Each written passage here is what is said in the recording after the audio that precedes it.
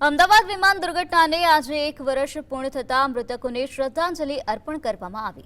આ પ્રસંગે પીડિત પરિવારો અને તે સમયે રાહત કામગીરીમાં જોડાયેલા તબીબોએ તે ભયાનક દિવસની દર્દનાક યાદો તાજી કરી હતી।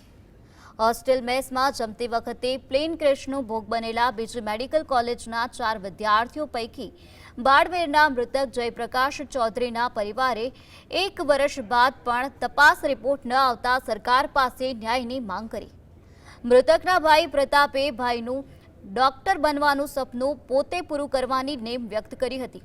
અન્ય તબીબના મતે આ દુર્ઘટનાની તેમના પર ઊંડી માનસિક અસર થઈ હતી, જેના માટે મેન્ટલ કાઉન્સેલિંગ રૂમ પણ બનાવાયો હતો।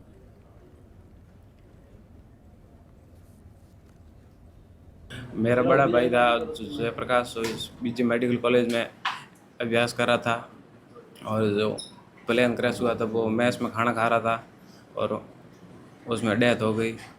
हमारे परिवार में मेरे पापा जी फैक्ट्री में काम करते हैं और हार्ड वर्क करके उसको पढ़ाया और यहाँ पर पहुँचाया, लेकिन ईश्वर को कुछ और ही मंजूर। सरकार से ये मांग है कि मेरी भी पढ़ाई चल रही है और घर की स्थिति बहुत दयनीय है, थोड़ी सहायता हो जाएगी तो अच्छा है।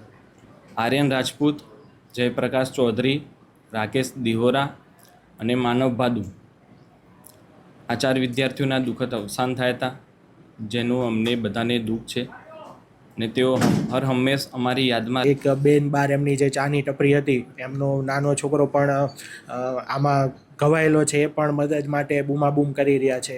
એમ્બ્યુલન્સ આવી રહી છે અને એરપોર્ટ ઓથોરિટી તરફથી ફાયર બ્રિગેડને એ બધું પણ 10-15 મિનિટમાં આવી ગયેલું અને એ બધું જોઈને મેન્ટલ હેલ્થ ઉપર ખરાબ અસર થયેલી। 3-4-5 દિવસ સુધી રાત્રે ઊંઘ